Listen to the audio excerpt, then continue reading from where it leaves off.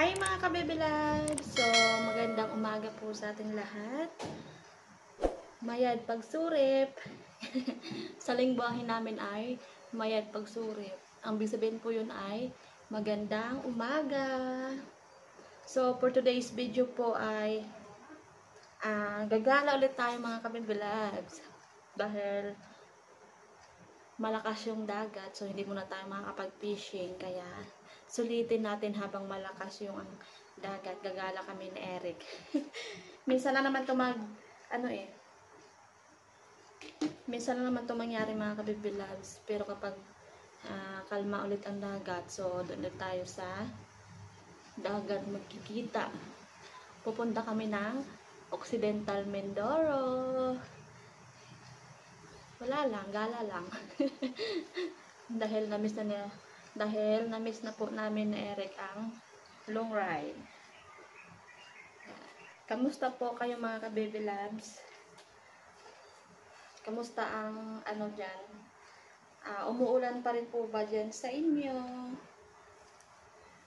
Dito po sa amin ay simula nung Sunday ay nagiging maganda na po yung panahon.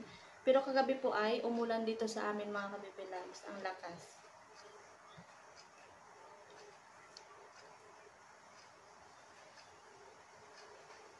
So, samahan nyo po kami sa aming sa aming gala ngayong araw. At saka bibili kami ng mga kabibilanas. Ng aming kaunting grocery dito sa amin.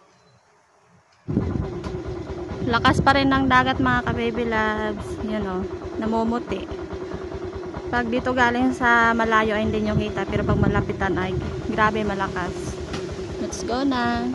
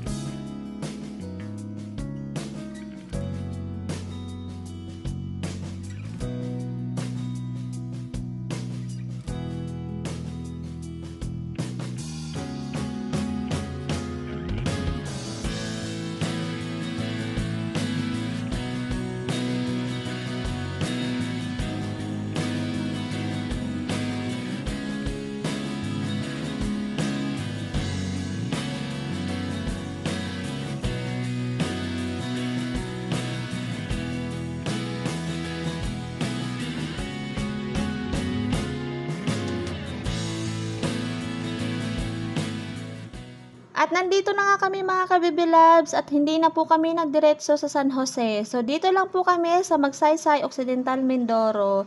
At medyo malapit-lapit nga ito sa amin kaya dito na lang namin isipan na bumili. So ang aking bibilhin nga pala ay panghalo sa salad. Kahit maulan, kahit malamig ang panahon, go pa rin. Kasi nung last kain namin mga ka-baby loves ay nung Pasko at New Year pa. So dito nga ulit tayo sa pagbo-voice over. Kapag hindi kita i-voice over baka makapiright tayo kasi meron pong music. So, pasensya na nga po pala sa aking boses. Medyo mabilis at para akong tumutula mga ka-baby loves. At pasensya na rin po sa aking pag-pronounce. Ganun talaga ang mangyan. Pasensya na po. Kahit ako ay hindi natutuwa sa aking boses mga ka-baby loves. Parang ang pangit pakinggan. So, meron nga pala akong nabasa nung last video ko. So, meron daw natutuwa sa aking boses. So, maraming salamat po sa naka-appreciate ng aking boses. At meron pa nga akong nabasa doon bakit hindi daw normal yung aking boses. Normal naman po mga ka-baby loves kapag ako ay nag-voice over. Kapag nasa record na, hindi ko alam bakit nag-iiba.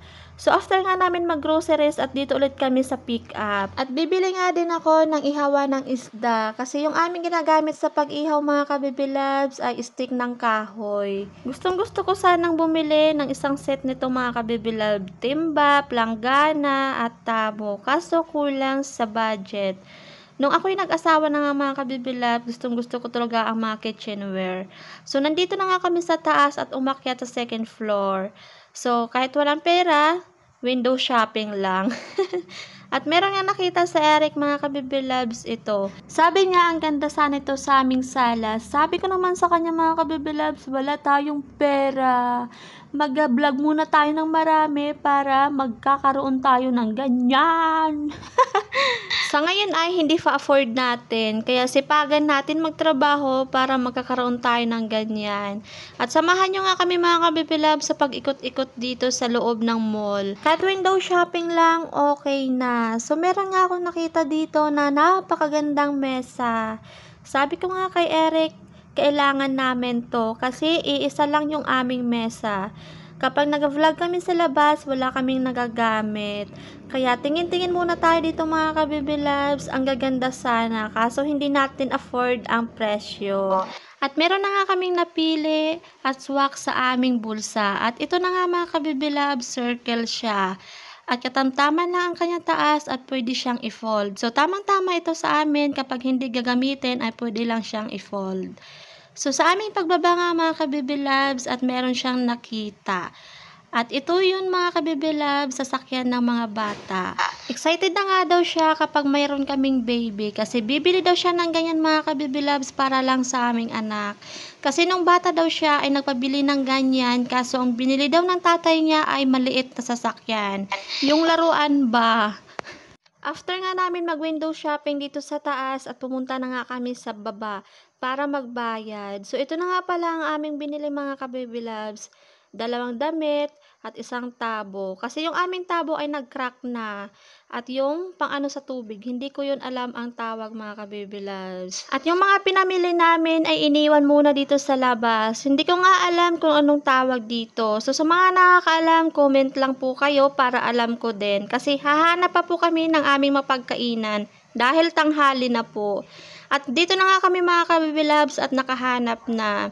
So, malapit-lapit lang ito sa pinag-iwanan namin ng mga gamit. Dito nga namin napili kumain dahil swak sa bulsa ang presyo. Yung aming in-order nga pala, 1 goto at 1 pares. Gusto ko nga matikman ang pares dahil hindi pa ako nakatikim mga kabibilabs. Dahil nagtitipid kami mga kabibilabs at hindi na nga kami umorder ng kanin. Dahil meron na po akong baon na kanin at hindi lang kanin kundi kutsara. O, diba? Reading mga kabibilabs. Shout out po kay Ma'am Princess, siya po ang may-ari ng Parisan. At siya nga daw po ay nagbablog din since noong pandemic pa. At ito na nga yung aming order, 1 goto at 1 pares. So kakain muna kami mga kabibilabs at kain tayo. Grabe, napakasarap ng kanilang parisan mga kabibilabs. Sa gustong kumain ay dito na po kayo kumain. Napakasarap at swak sa budget. So after nga namin magbayad at umalis na nga po kami para puntahan yung aming gamit doon sa pinag-iwanan namin. Sabi ko nga kay Eric, gusto ko sana maggala dyan sa plaza. Kaso sabi niya, wag na daw dahil mainit. So, nakuha na nga po namin ang aming mga gamit na pinamili. Kaya, pagkatapos po nito mga kabibilabs, kami po ay uuwi na. Kaya, see you soon ulit, bayan ng Magsaysay. Mga kabibilabs, so nandito na kami ngayon sa sigsag na kalsada. Nagpahinga kami kasi si Eric po ay nagwiwi. Yan. So, kaunting pahinga lang at maya-maya po ay aalis na kami. So, anong lugar to? San Nicolas? San Nicolas? San Nicolas. Ayan. So, dito kami sa gitna.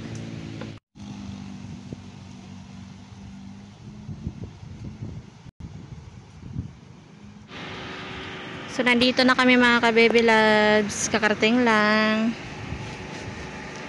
Ayan. Wala pa sa bahay. Mga ka-baby loves, at nandito na nga po kami. So, nakakapagod din mag-travel kahit medyo malapit lang sa amin. At ako ay inantok. Ayan, haggard face na.